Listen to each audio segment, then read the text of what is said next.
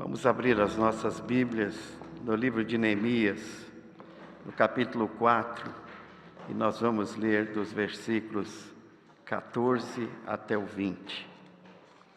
Depois eu vou olhar um pouquinho o texto que está em Efésios capítulo 5, de 22 em diante, porque eu quero falar um pouco sobre família nesta manhã, que é um dos temas mais preciosos assim para o meu ministério, para a minha vida. Família é algo assim que mexe com o meu coração.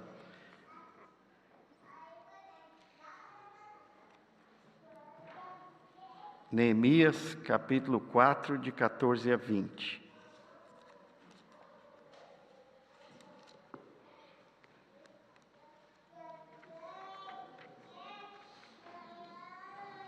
Vai aparecer ali, né? Neemias, capítulo 4. Vou convidar a igreja que nos coloquemos em pé. E eu estou com uma tradução aqui um pouquinho diferente, que é a Alfalite, então eu vou preferir ler na tradução que está na Nova Almeida atualizada, a fim de que possamos fazer juntos a leitura do texto que diz: depois de fazer uma inspeção, levantei-me e disse aos nobres, aos magistrados e ao resto do povo. E a igreja pode dizer comigo: não tenham medo deles, lembrem-se do Senhor grande e temível, e lutem pelos seus irmãos, seus filhos, suas filhas, pelas mulheres e pela casa de vocês. Agora eu vou ler o 15 até o 18 sozinho. Quando os nossos inimigos ouviram que nós sabíamos, disse que Deus tinha frustrado o plano deles, voltamos todos nós para as muralhas, cada um a sua obra. Daquele dia em diante, metade dos meus homens trabalhava na obra, e a outra metade empunhava lanças, escudos, arcos e couraças, e os chefes estavam por trás da casa de Judá, que reconstruía a muralha. Os carregadores, que por si mesmo tomavam as cargas, cada um com uma das mãos fazia a obra e com a outra mão segurava a arma. Os construtores, cada um trazia a sua espada na cintura enquanto construíam. O que tocava a trombeta estava a seu lado. E disse aos nobres e aos magistrados e ao resto do povo: grande e extensa é a obra, e nós estamos espalhados na muralha, longe uns dos outros. E a igreja diz comigo: no lugar em que ouvirem o som da trombeta, ali reúnam-se em volta de nós. O nosso Deus lutará por nós. Vamos dizer a última parte do versículo outra vez. O nosso Deus lutará por nós. Ó Deus, obrigado pela Tua palavra, que nós prossigamos nesta fé, nesta esperança de que o Senhor é quem está lutando por nós. Ajuda-nos abrindo os olhos do nosso coração, os ouvidos do nosso coração, para percebermos, ó Deus, o quanto o Senhor tem feito por nós. E gratos, prossigamos avançando, orando e lutando por nossas famílias. Nós oramos pedindo essa bênção em nome de Jesus.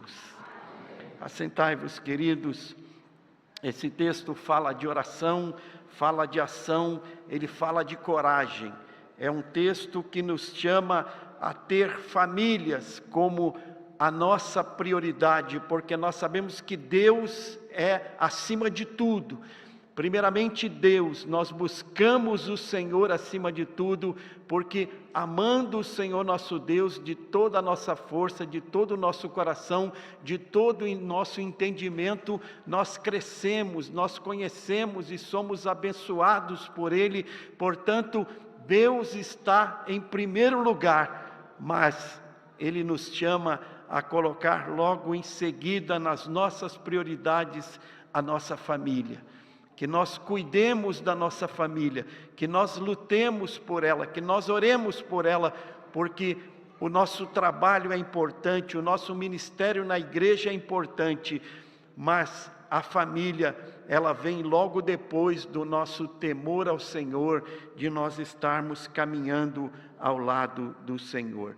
Esse texto nos mostra um dos momentos mais difíceis que o povo de Deus do Antigo Testamento experimentou.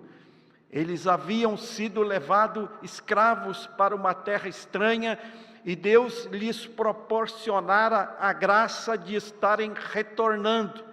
Deus trabalhou na vida daquelas nações que haviam levado o povo de Deus escravizado, e 70 anos depois daquele peso que viveram, daquela disciplina que experimentaram, porque andaram à deriva da vontade de Deus e por isso foram levados cativos para uma terra estranha, de lá eles estavam voltando para reconstruir a cidade que havia sido destruída, para reconstruir os muros da cidade, para reconstruir o templo, para reconstruírem as suas vidas que haviam ficado escravizadas, distante do lugar que Deus tinha reservado para eles. Eles estavam voltando e neste retorno enfrentaram muitas dificuldades, enfrentaram muita oposição.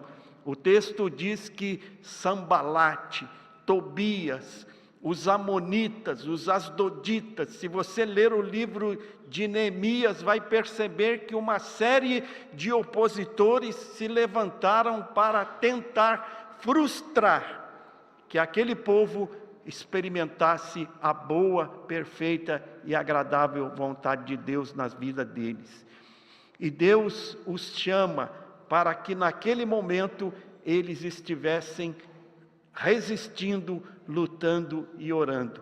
O texto nos conta aqui neste capítulo 4 do livro de Neemias o que Deus fez através da vida de um homem que decidiu colocar a sua vida diante de Deus em oração, para depois então seguir administrando, a seguir dirigindo aquele povo, a celebrar, a orar, a confiar e a lutar pelas suas famílias.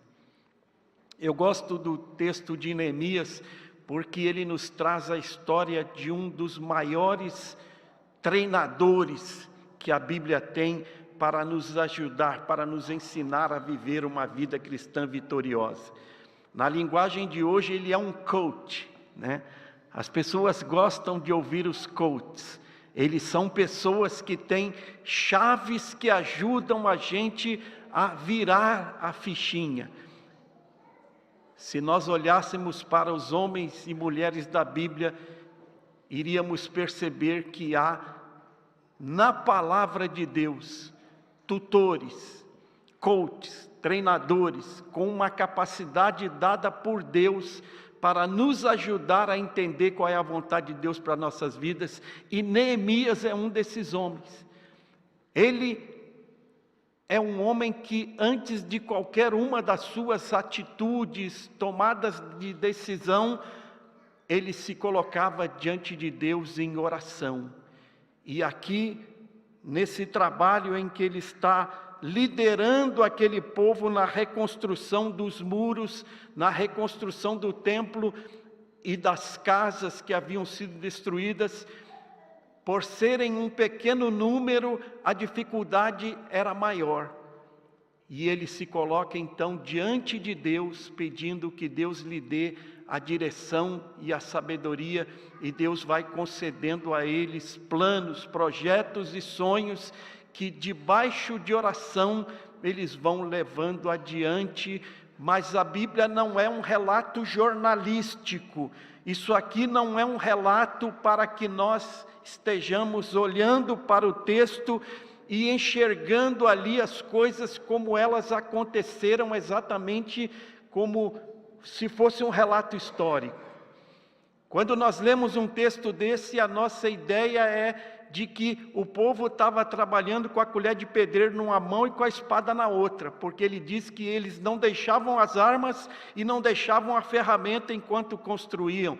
Mas o texto está querendo nos ensinar princípios. Não significa literalmente que eles estavam com a espada na mão e a colher de pedreiro na outra, mas ensina que nós precisamos estar vigilantes, atentos, precisamos estar enfrentando os inimigos que tentam frustrar os planos de Deus para as nossas famílias. O texto aqui é um chamado com princípios a que nós continuemos lutando pelas nossas famílias, pois hoje, se não há mais Tobias, se não há mais Sambalates, se não há mais amonitas, se não há mais as doditas lutando contra as nossas famílias, há sim inimigos tão fortes e tão poderosos quanto aqueles que seguem tentando frustrar a que nossas famílias experimentem qual seja a boa, perfeita e agradável vontade de Deus. Nós continuamos enfrentando uma guerra, uma oposição. As famílias nunca foram tão atacadas quanto estão sendo em nossos dias, por diversos flancos, pois há inimigos tentando dioturnamente destruir as famílias. O pastor Fabiano Nicodemos nos contou que uma das estratégias que o inimigo tem se utilizado para destruir as famílias na Europa é a questão do convencimento daquelas nações de que elas não precisam mais cumprir aquilo que Deus deixou determinado para homens e mulheres, que eles crescessem e enchessem a terra. Ele nos contou que na Itália, particularmente onde ele está, mas também na França, Espanha e outros países, particularmente num país chamado País de Gales, já não nascem mais filhos. Os casais já não têm filhos. O País de Gales é um país em que há pelo menos 200 igrejas evangélicas e 150 delas estão de portas fechadas porque não tem pastores, não tem obreiros, não tem homens ali para lutar pela fé cristã, para anunciar que Jesus Cristo é a esperança. As 50 igrejas restantes, os mais jovens estão na casa dos 80, 82, 85 anos. Nas 50 restantes, e o pastor Fabiano Nicodemo tem sido convidado pela igreja do País de Gales, pela liderança cristã daquela nação, a que envie obreiros, envie homens e mulheres dispostos a cumprir a vontade de Deus naquele país, preparando pessoas, ensinando o Evangelho, ensinando que Jesus Cristo é a esperança. Enquanto os casais europeus, os casais de formação cristã estão deixando de lado este mandato de Deus para que cresçam e encham a terra, lá de um recanto do Oriente estão saindo levas de famílias que têm como sua principal determinação encher aquelas nações de pessoas, de homens e mulheres que professam uma fé diferente daquela que nós anunciamos e pregamos. Os casais que saem de alguns países, eu tinha a bandeira de um deles aqui, de Bangladesh, aqui nós tiramos porque encerramos a campanha de missão, mas de Bangladesh, diretamente para a Espanha, centenas e milhares de casais chegam todos os dias com o propósito de ter cada um deles 10, 12, 15 filhos. E através desta multidão de meninos e meninas que vão nascendo, eles vão tomando conta da Europa, levando a fé islâmica adiante através desse crescimento vegetativo. Enquanto nós estamos recuando, eles estão avançando, porque há uma guerra contra a fé cristã, há uma guerra contra o anúncio. O inferno não parou de lutar contra o anúncio de que Jesus Cristo é a esperança. E há uma guerra, sim, ainda a ser enfrentada, porque se uma nação não faz missões, ela tende a desaparecer do mapa, assim como as igrejas que não fazem missão estão desaparecendo. As igrejas do país de Gales, num determinado momento, relegaram ao segundo plano o chamado de serem igrejas missionárias, e por conta desta atitude, elas estão morrendo. E com aquelas igrejas morrendo, a nação morrerá, porque breve haverá poucas pessoas falando italiano, francês, espanhol ou outras línguas na Europa, porque a língua materna daquelas crianças que estão nascendo sob a bandeira do Islã é a que vai imperar naqueles lugares e fará daquelas nações outra coisa que não nações europeias que estão crescendo à sombra da cruz de Cristo. Se as nações morrem, se as igrejas morrem, as famílias que também não lutam pela fé cristã morrerão também. Se nós não estivermos orando pelas nossas famílias, se nós não estivermos lutando pelas nossas famílias, cedo veremos os nossos filhos que cresceram em volta do altar se comportando como os filhos de Eli. Os filhos de Eli são aquele homem que o primeiro livro de Samuel conta que Eli tinha 2 filhos, até que ele recebe Samuel, nascido de Ana, para estar ali crescendo em torno do altar. E enquanto Samuel ouvia a Deus, Hofni e Finéias estavam lutando, estavam batalhando, firmados nas suas próprias forças e se distanciando de Deus. O fim deles foi Icabod, foi-se a glória de Deus, enquanto só Samuel pôde dizer: Ebenezer, até aqui nos ajudou o Senhor.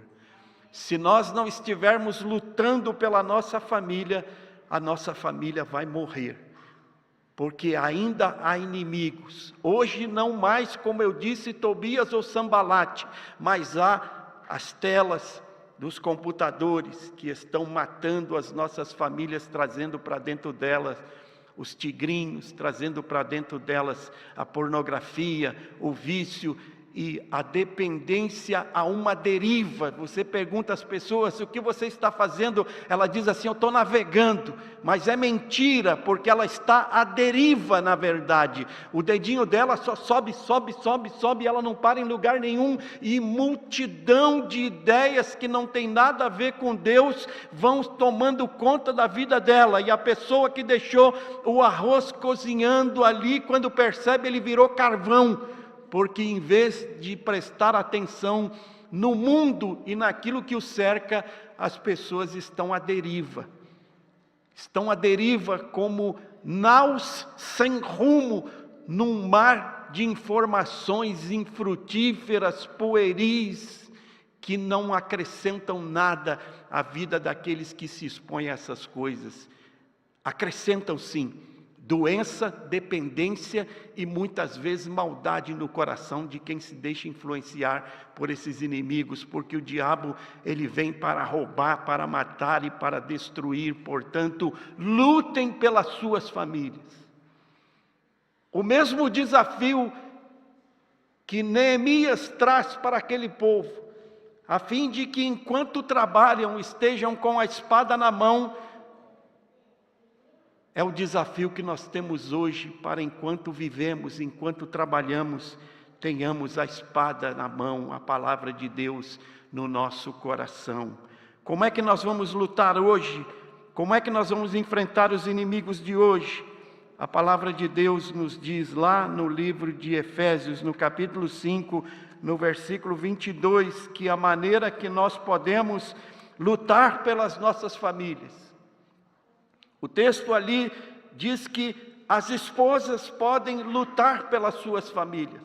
Os maridos podem lutar pelas suas famílias, os filhos podem lutar pelas suas famílias, porque Deus nos deixa armas espirituais. Ele diz assim para as esposas: lutem por suas famílias, esposas.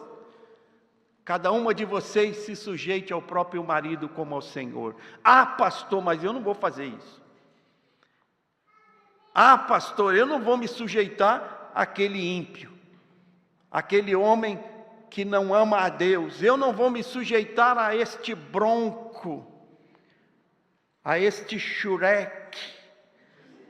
Às vezes as esposas acham que os maridos que antes eram príncipes, depois do casamento, acabam se transformando em xureques, né? Eles ficam gordinhos, eles ficam assim de um jeitinho que elas falam: mas eu não conhecia, mudou.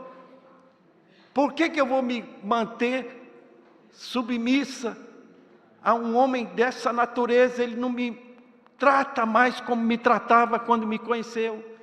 Ele já não me traz flores. Ele já não abre a porta do carro para mim. Ele já não me elogia. Ele já não consegue ver tudo que eu faço pela família, pela casa. Muitas vezes por incompreender o que a mensagem de Deus está trazendo.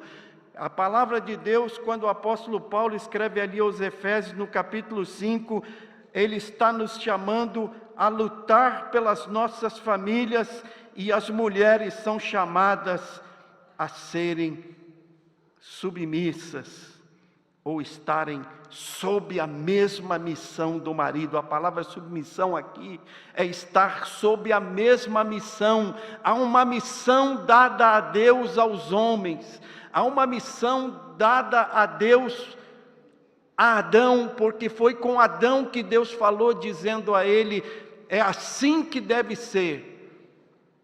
E é do homem que Deus vai cobrar a responsabilidade. Do Ish. Quando a palavra de Deus diz que Deus fez o homem, a palavra de Deus diz que Deus fez o Adão. Deus pegou da Adamá, que é a terra, o vermelho, o terroso, e Deus fez o Adão.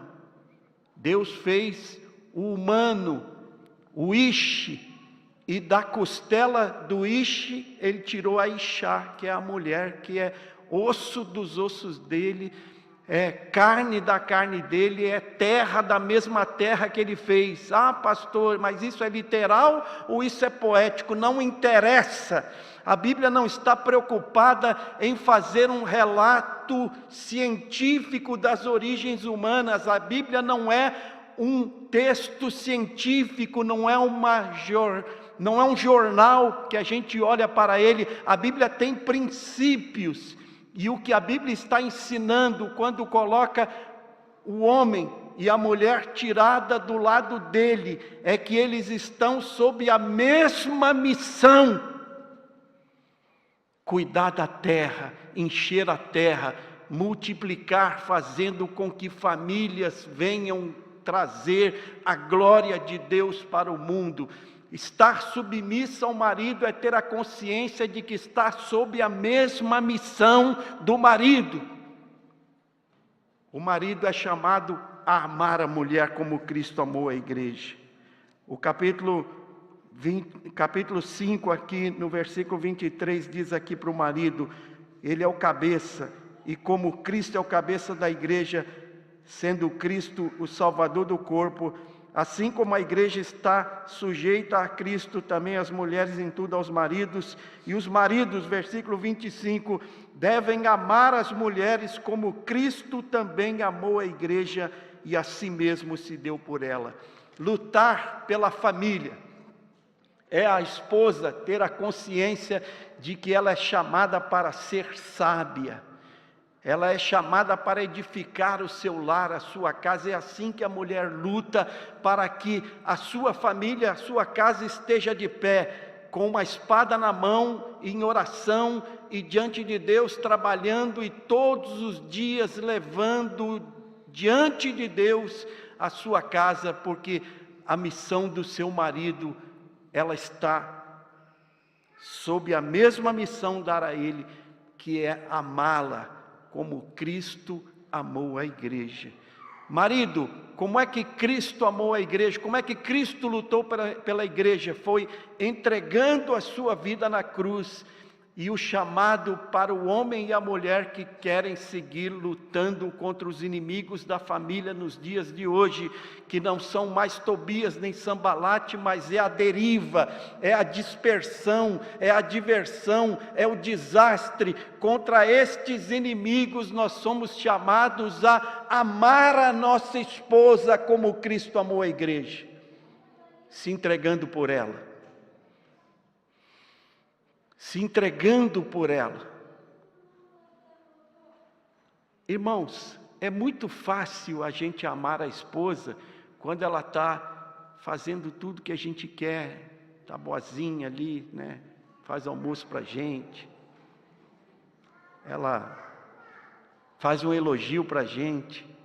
Esse eu sempre digo para a mulher, o segredo: você quer ver o seu marido de gatinho virar um leão? Elogia ele. Você sabe que ele não é tudo aquilo, mas você fala para ele que ele é, porque em você ele acredita. O marido é bobinho, ele acredita na mulher.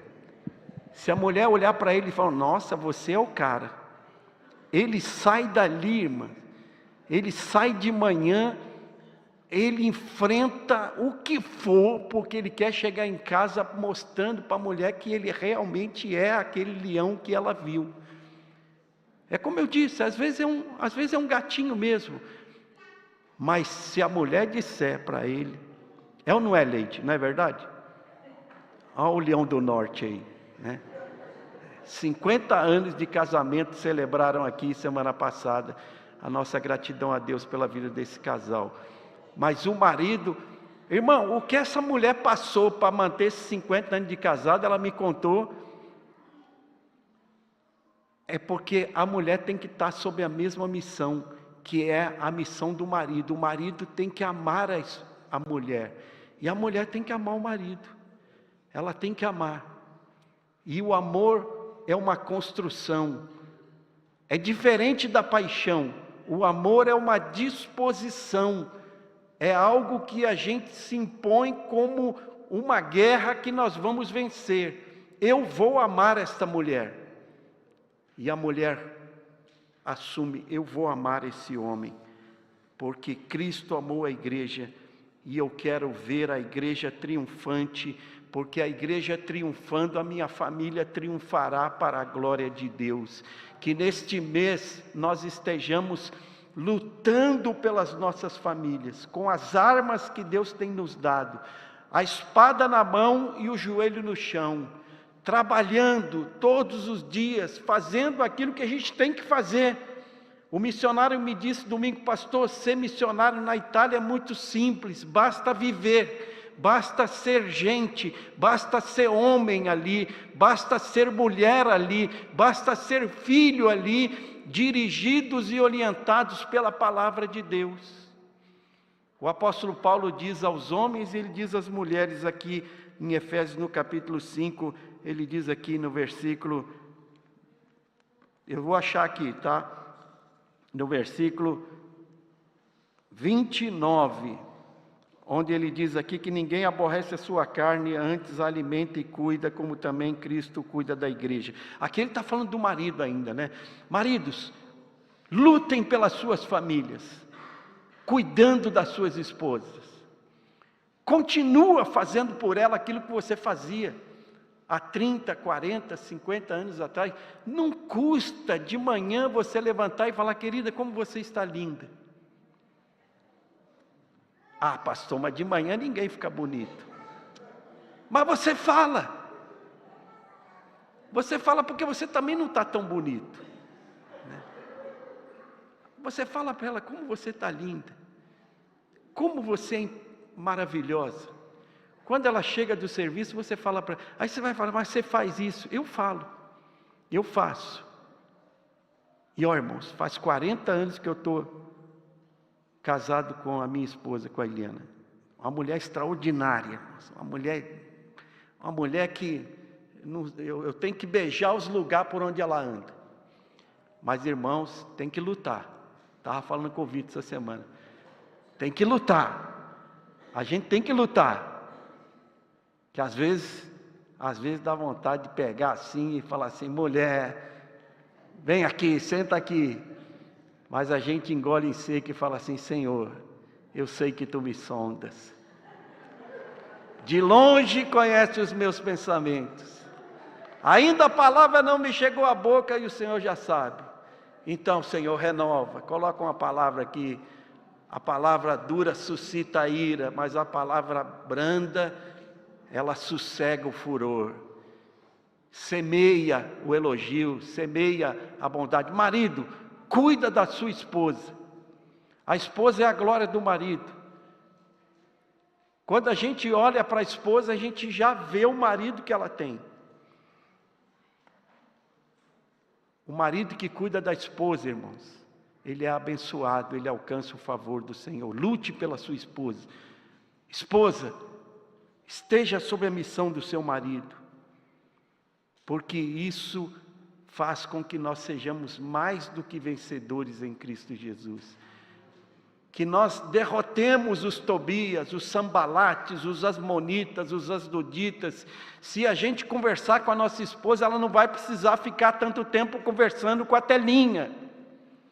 Se a gente conversar com ela ou com ele, ele não vai precisar ficar tanto tempo à deriva. Quando eu digo à deriva, é porque, não se enganem, ninguém está navegando na internet hoje. Está todo mundo à deriva, como barcos que se soltaram do lugar onde estavam presos e agora estão debaixo de uma tempestade. Isso só vai trazer doença, isso só vai trazer destruição para a nossa nação. Lute por sua família, lute. Ele diz aqui aos filhos que nós podemos lutar também pela nossa família. Nós podemos lutar pelas nossas famílias, porque somos membros do mesmo corpo. Ele diz aqui: deixará, no versículo 31, o homem, o seu pai e a sua mãe, se juntará à sua mulher e serão os dois uma só carne. Grande é este mistério, mas eu falo sobre Cristo e a igreja. Cada um de vós ame a sua mulher como a si mesmo, e a mulher reverencie o marido. É no capítulo 6 que ele vai dizer: filhos, obedecei a vossos pais no Senhor, porque isto é justo. Versículo 2, capítulo 6: honra o teu pai e a tua mãe, que é o primeiro mandamento com promessa, para que te vá bem e venhas e tenhas longa vida sobre a terra. Os pais não devem irritar os filhos, mas educando-os e disciplinando-os no conselho do Senhor. São as armas que a palavra de Deus tem para nós, para os homens, para as mulheres, para os pais, para os filhos. Olhando pela palavra de Deus, nós entendemos quais são as armas que nos levarão a nos tornar uma família firme, uma família que vive para a glória de Deus, uma família onde a glória de Deus, enchendo aquela casa, encherá a igreja e fará com que a igreja cheia da glória de Deus brilhe e alcance os confins da terra para a glória de Deus. Lutem. Nós lutamos com oração e lutamos com a palavra na mão. A nossa espada é a palavra de Deus. E eu volto a dizer, não é que aqueles homens estavam com a espada na mão e a colher de pedreiro na outra. Não significa que você vai precisar estar no trânsito dirigindo com a Bíblia na mão e a outra segurando o guidão ou o volante. Significa que a palavra de Deus tem que estar entronizada no nosso coração. Ela tem que estar firme em nós. E durante este mês nós teremos um tempo de leitura bíblica. Lute pela sua família, acompanhe o roteiro de leitura bíblica que está sendo disponibilizado. Leia a palavra de Deus e permita que ela transforme a sua vida. A palavra de Deus continua transformando. Irmãos e irmãs, eu fui transformado pela palavra de Deus. Eu estava comentando com o Bruno aqui no domingo, enquanto gravávamos um podcast. Eu era o homenzinho torto, mas um dia eu encontrei a Bíblia, e tudo que era torto, Jesus então mudou. Ele continua fazendo isso, tendo a palavra de Deus no nosso coração, com disposições para obedecer à voz daquele que fala conosco através dela, que nós venceremos todas as dificuldades que os inimigos tentam impor contra a igreja. Com a palavra de Deus nós seremos mais do que vencedores. Que Deus nos ajude. Feche os olhos, baixe a fronte.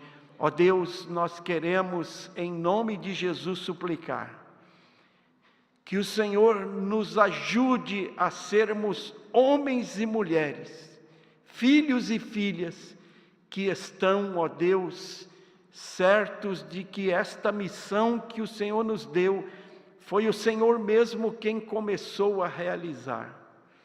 Que o Senhor nos ajude a dentro da nossa casa, construirmos alicerces firmes, ó Deus, que nos permitam experimentar a Tua bênção e longa vida, vida boa, vida próspera, comendo do melhor desta terra, porque estamos obedecendo ao Senhor e à Sua vontade.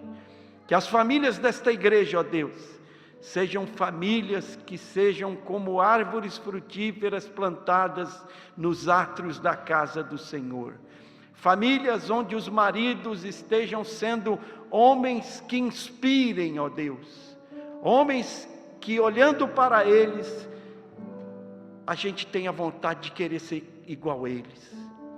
Que as mulheres desta igreja sigam sendo mulheres sábias, que edificam o seu lar e a sua casa. E que nós, como filhos, ó Deus, sigamos honrando os nossos pais e mães, experimentando a saúde nos ossos, a saúde no físico, a saúde no espírito, a saúde na alma. Ó Espírito Santo de Deus, abençoa-nos desta maneira, pedimos em nome de Jesus.